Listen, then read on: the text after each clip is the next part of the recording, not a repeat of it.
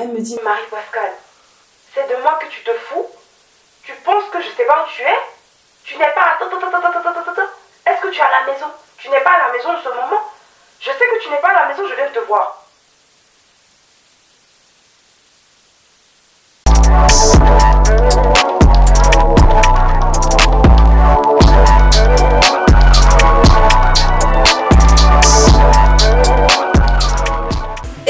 J'espère que vous allez tous et toutes très bien. On se retrouve aujourd'hui pour une nouvelle vidéo où je vais vous raconter une petite story time, une petite histoire qui m'est arrivée avec ma mère. Pendant ce temps-là, je vais en profiter pour me démaquiller, pour me préparer pour aller me coucher parce qu'il se fait assez tard. Ce sera pas une vidéo très longue, je pense. Mais en tout cas, j'espère qu'elle va vous plaire.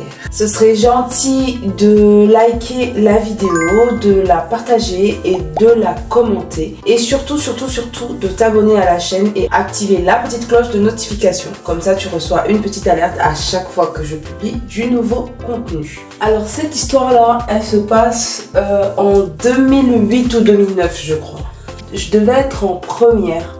Ouais, quand cette histoire-là se passe, je devais être en première. J'avais quoi, 15-16 ans, hein, j'étais toute jeune et tout. C'était l'effervescence, le début des premières relations amoureuses et tout ça. Et j'avais un petit copain à l'époque qu'on va appeler Tismé. Parce que c'était un petit Tismé un peu sucré quand même. Et vous connaissez un peu les relations à cette époque-là. On aime passer beaucoup de temps ensemble. On est tout le temps ensemble. Même quand on fait rien, on veut juste s'asseoir, juste discuter, papoter et rigoler. Et on aimait bien faire ça. Sauf que Tismé habitait assez loin de chez moi. Et une fois, avec Tismé, on avait prévu de se voir. Je crois que c'était un mercredi, un truc comme ça. Et il faut savoir qu'à l'époque, j'étais une personne assez pudique. Je parlais jamais de ce genre de choses en fait. Tout ce qui était sexualité, tout ce qui était petits copains et tout, je gardais ça pour moi. Ou alors je racontais à ma copine, ou alors à ma cousine. Mais vraiment, c'était des petits détails que je gardais pour moi parce que voilà, j'étais pudique. Ma mère n'était pas une personne renfermée ou hyper difficile, même pas. Mais c'est juste que j'étais pudique, donc je voulais pas en parler parce que j'avais pas envie qu'on me pose des questions gênantes. Et donc, on avait prévu avec Tismé de se voir, voilà, un après-midi tranquille, comme d'habitude. Sauf que ce jour-là, ma soeur était malade. Ma petite soeur à l'époque, elle devait avoir 6 ans. Et ma mère, avant de partir au taf, elle m'a dit, veille sur ta soeur. Genre aujourd'hui tu sors pas et tout, tu restes avec ta soeur vu qu'elle est malade. Vous avez passé la journée ensemble et tout ça. Sauf que moi j'avais déjà mon plan. Moi j'avais prévu aller voir mon Tismé sucré. Donc je pouvais pas lui dire que je vais voir mon chéri quoi. Donc en gros j'ai dit ok. Sauf que moi dans mon plan j'allais y aller plus tard. Genre j'allais rester un peu avec ma soeur début de matinée. Mais après je me casse. Surtout que à la base elle n'était pas seule à la maison. Il y avait mes frères. Il y avait la servante, voilà, il y avait tout le monde. Donc c'était pas nécessaire que moi je sois là. Moi je me suis dit, c'est pas nécessaire que je sois là s'il y a du monde. Du coup la dame elle est partie au taf et tout. Et donc comme je vous ai dit, Tismé il habitait un peu loin de chez moi quand même. Donc à la base je devais prendre le taxi et tout ça. Et je comptais facilement 45 minutes, 1h20 grand max. Moi je sais pas si vos parents sont comme ça. Mais moi, ma mère, quand elle est au boulot, elle appelle toujours à la maison pour savoir si tout se passe bien. Je savais qu'elle allait appeler. Surtout que ma soeur était malade. Donc, c'était clair qu'elle allait rappeler. Du coup, ce que j'ai fait, je me suis dit, avant qu'elle m'appelle, moi, je vais l'appeler pour la rassurer que tout va bien, que tout se passe bien. Voilà quoi. Genre, vraiment pour la mettre en confiance. Moi aussi, j'ai pas été très futée. Hein. Je l'ai appelée, il devait être 11h45 midi, c'est un peu tôt. Au départ, quand je l'ai appelée, elle était un peu inquiète. Elle s'est dit que peut-être il y a quelque chose qui s'est passé. Parce qu'en soi, j'appelle jamais, c'est toujours elle qui appelle. Donc, quand elle a décroché, elle a dit oui, est-ce que tout va bien et tout. Je dis oui, tout va bien. C'est pour te tenir au courant. Genre, la petite fille, vraiment, qui pense un peu. Je ne pensais absolument à rien du tout. Je voulais juste pas me faire cramer. Sarah, elle va bien. Elle a pris ses médicaments. Oui, elle a pris ses médicaments. Là, elle est en train de dormir. Moi, je regarde la télé. J'essaie de donner un peu vraiment l'actualité de la maison. Alors qu'elle m'a rien demandé en soi. Donc, quand c'est comme ça, ça paraît un peu suspect parce que on t'a rien demandé. Toi aussi, tu commences à tout déballer. Je lui ai dit non, c'était pour te rassurer, tout ça. Parce que Sarah est malade. Je sais que tu vas t'inquiéter. Du coup, moi, j'ai pris l'initiative de t'appeler. Moi, pour moi, c'est bon, c'est fini. J'ai appelé. Il n'y a rien qui peut se passer d'autre qui peut compromettre en fait mon plan initial qui est de partir retrouver mon petit Tismé. Je reste avec ma soeur jusqu'aux environs de 12h45, 13h. Je commence à me préparer et tout. Et moi, je pars. Donc, je pars. Tout se passe bien, tranquille. On passe notre petite après-midi et tout. Je me souviens qu'on était allé chez un de ses potes. Ils avaient joué à la console. Le pote aussi, il avait sa copine. Donc, j'étais pas toute seule avec les garçons et tout. Il avait sa copine. Moi, j'étais avec sa copine. On parlait, c'était à l'époque où il y avait les chanteurs. C'était un peu les bails de non, un tel est Illuminati. Un tel mettre les chansons à l'envers, écouter. Donc, pendant que eux, ils étaient dans leur coin en train de jouer à la console, nous, on était sur l'ordinateur. On cherchait les Illuminati. Une jeunesse, t'as peur. Et à un moment, Tismé et moi, on décide d'aller manger. Toi, tu sais que tu n'es pas censé être là. Tu t'en vas chez quelqu'un. Tu peux pas rester dans la maison? Non. Voilà quoi, je pouvais pas me faire attraper. Dans ma tête, c'était sûr que je pouvais pas me faire attraper. Il y avait rien qui pouvait clocher en fait. Il y avait rien qui pouvait clocher. Du coup, on part manger. Tout se passe bien. On passe un beau moment. Ok, donc là j'ai enlevé mon masque, on continue notre petite histoire. Donc on était au resto, on a fini de manger, tout ça. Et en fait, à côté du resto, il y a comme un rond-point. Mais au milieu du rond-point, il y a un parc. Pour ceux qui connaissent Abidjan, je pense que vous allez savoir de là où je parle. C'est pas vraiment un parc, mais il y a comme une fontaine avec un espace pour s'asseoir et tout. Et nous, on a décidé après avoir mangé d'aller se poser là, genre comme ça. Et on se pose. Tranquille, il faisait beau, il faisait bon. Donc on était juste posés, on causait, on riait et tout ça, on discutait tranquille. Et d'un coup, mon téléphone se met à sonner. Je vois maman. J'étais un peu stressée. Sur le coup, j'étais un peu stressée quand même. Si je décroche pas, c'est bizarre. Parce que je suis censée être à la maison. Vu que je suis censée être à la maison, je suis censée décrocher. J'ai mis environ 10-15 secondes avant de décrocher. Je me suis dit, attends, je laisse sonner. Peut-être qu'elle s'est trompée. Vu que je l'ai appelée, peut-être que je suis le dernier numéro et que c'était pas moi qui voulais appeler, donc j'attends. Ça sonne. Je dis, c'est qu'elle s'est pas trompée. À partir de ce moment-là, je me dis, elle m'a appelé pour me parler de ma soeur. Parce que c'est le sujet du moment. Donc à ce moment-là, moi je décroche. Et Dieu. Donc moi je décroche, c'est comme ça que la conversation se passe. Allô? Allô maman, comment tu vas? Ça va bien ma chérie et toi? Oui, ça va. Ta soeur elle va bien? Oui, elle va très bien. Là, elle a mangé, elle a pris les médicaments que tu m'avais dit de lui donner et elle est partie se coucher. Je vais la regarder de temps en temps, voir si elle chauffe pas et tout. Ben, moi je suis devant la télé, là, je suis en train de regarder une émission et tout, mais c'est pas trop intéressant. Donc je pense que peut-être après, je vais aller marcher dans le quartier, je vais sortir là. J'essaie vraiment de garder mon calme. Je suis pas dans des conditions pour trop parler, surtout qu'on est à l'extérieur. Donc clairement, tu dis que tu es devant la télé, mais on entend les klaxons. Donc comment ça se fait que tu sois devant la télé? Comment c'est possible? Il faut qu'elle entende dans mon thème de voix que je suis sereine. Si je panique, elle va savoir qu'il y a quelque chose qui va pas. Elle me dit ok, il n'y a pas de problème. D'un coup, son thème vocal change. Elle me dit Marie-Pascale. Il faut savoir que Marie-Pascale, c'est mon premier prénom. Quand ma maman m'appelle Marie-Pascale, c'est que les ennuis sont pas longs. Marie-Pascale, c'est de moi que tu te fous? Tu penses que je sais pas où tu es? Tu n'es pas... Attends. Est-ce que tu es à la maison? Tu n'es pas à la maison en ce moment? Je sais que tu n'es pas à la maison, je viens te voir. What? Dès qu'elle m'a dit ça, j'ai tourné la tête dans tous les sens. J'étais comme ça. Je me suis dit, c'est pas possible. C'est pas possible. Moi, je sais pas pour vous. Mais aujourd'hui, je vais le dire. Je sais que peut-être elle va se fâcher. J'ai toujours cru que ma maman avait un troisième œil. Je sais qu'on parle de l'instinct maternel et tout ça, que les mamans savent des choses et tout. Mais ma mère en particulier, j'ai toujours été convaincue qu'elle avait un troisième œil. Qu'elle avait un truc, qu'elle nous surveillait quelque part dans un petit canari. Donc à partir de ce moment-là, moi je parlais plus.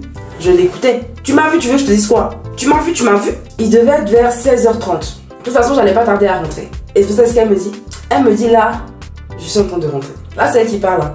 Là, je suis en train de rentrer. Arrange-toi comme tu veux, mais arrive à la maison avant moi.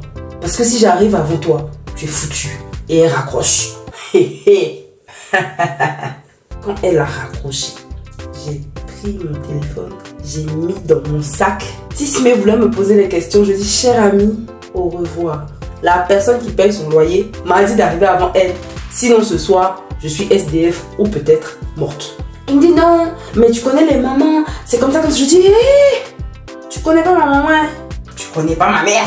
Évite de généraliser la situation. Tu ne connais pas ma mère. Ma mère, elle est cool, mais ne la prends pas pour une idiote. Et là, clairement, j'avais essayé de la prendre pour une idiote, en fait. Du coup, il me dit non, reste encore un peu. De toute façon, tu pars dans pas longtemps. Je dis, oh, cher ami, c'est quelle relation même? C'est quelle relation? C'est quel amour qu'on vit jusqu'à... Et puis, il peut pas rentrer chez moi. Il peut rentrer à la maison, il rentre à la maison. Aïe, c'est toi qui aimes mon transport? Non. Donc, il était un peu contrarié. Tout ça, ça m'intéressait plus. Que tu sois contrarié, que tu sois comme ça, ça ne m'intéressait plus. Toi, tu es malade. Ma maman m'appelle. Déjà, j'ai menti. Je suis sortie. Je devais m'occuper de ma soeur qui est malade. Je l'ai laissée à la maison. Je viens te voir. On m'a attrapé. Tu veux parler? Je n'écoutais plus. Heureusement qu'on était au rond-point, comme je vous ai dit. Je suis partie directement. J'ai dit, tu vas dire à ton pote et à sa copine que je les salue. Hein? Moi, je rentre chez moi. On s'appelle.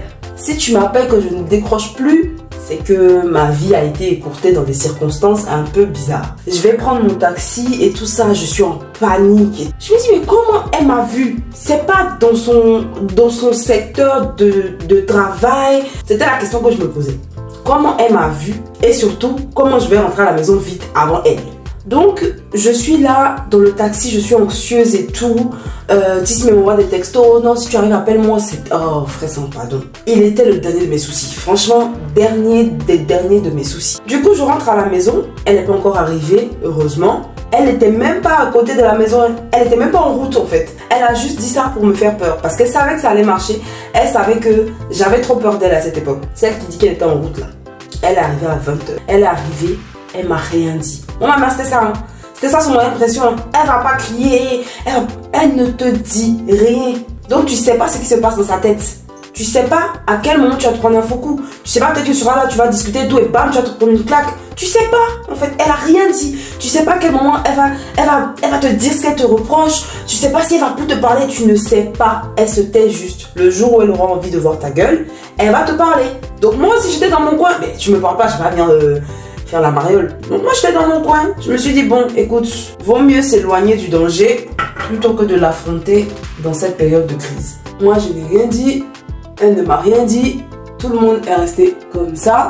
Ça a duré 2-3 jours. Après elle est venue me parler tranquillement. Vraiment j'ai senti que c'était juste un moyen de pression quoi. C'était pas... voilà, elle avait aucun souci avec ça en fait. C'est juste le fait que je lui ai menti en quelque sorte. Que je lui ai dit non ça va, je vais pas sortir, je vais rester à la maison. Et que je suis sortie.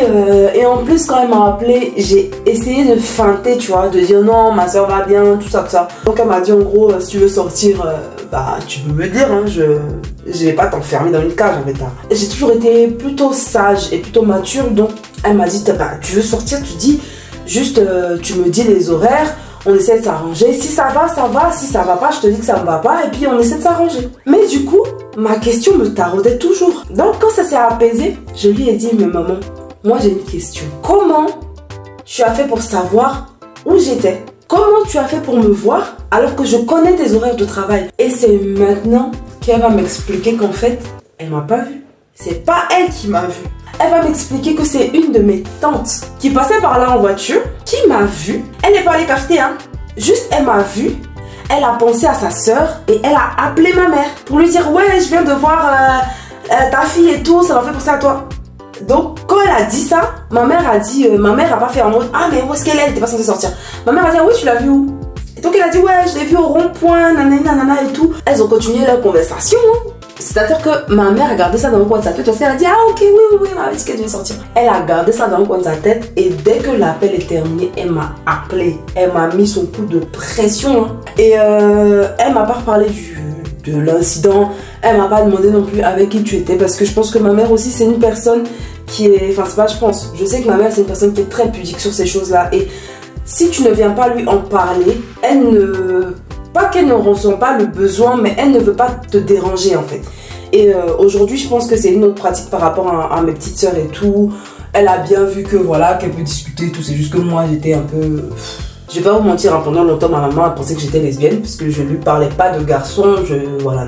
Donc elle m'a dit un jour, ah mais t'as une copine et tout. Je dis non, de quoi tu parles. Donc c'est là qu'on a commencé à discuter tout ça. Vraiment c'est pour vous dire, en gros ne mentez pas. Ne mentez pas, et puis c'est vrai que tous les parents n'ont pas cette facilité là à parler un petit peu de tout ce qui est relations amoureuses à partir de l'adolescence, de sexualité et tout ça, mais il faut savoir que nos parents sont toujours bienveillants, nos parents savent ce qu'il y a de mieux pour nous à cet âge là, parce que à cet âge là on est un peu dans l'euphorie du truc, on ne veut pas trop réfléchir, et eux ils sont déjà passés par cette période là. On a des grands frères, on a des grandes sœurs, donc les parents ont déjà vécu ça avec des enfants avant nous. Donc ils savent un peu comment ça se passe, et si on a des petits soucis ou des petites questions d'autres pratiques, ou on a des trucs, n'hésitez pas à aller demander à vos parents, à votre papa ou à votre maman. C'est toujours de la bienveillance. Il faut vraiment comprendre que les parents veulent toujours notre bien, et c'est toujours de la bienveillance ce qu'ils vont nous dire. Et ne mentez pas pour sortir, pour aller voir vos copains, pour aller voir vos copines, parce qu'on ne sait jamais dans la vie, peut-être que quand tu sors pour faire un truc de pas ouf, mais voilà, quelque chose peut t'arriver, tu n'as dit à personne où t'allais et tout. Vraiment, communiquer, c'est ça le truc en fait. Communiquer vraiment avec vos parents, communiquer. Puis voilà, c'était ça, ma petite histoire que je voulais vous raconter. C'était ma petite story time, parce que c'était l'anniversaire de ma maman la semaine dernière et que cette histoire m'est revenue en tête. J'espère que ça vous a plu. N'oubliez pas de lâcher un petit like, de vous abonner à la chaîne, de partager les vidéos, et puis tout simplement de vous amuser. Voilà, c'est le plus important. Amusez-vous, mais de façon saine. Et ne mentez pas à vos parents, parce que tôt ou tard ils vont le savoir. Donc voilà, je vous embrasse et on se dit à la semaine prochaine. Bisous!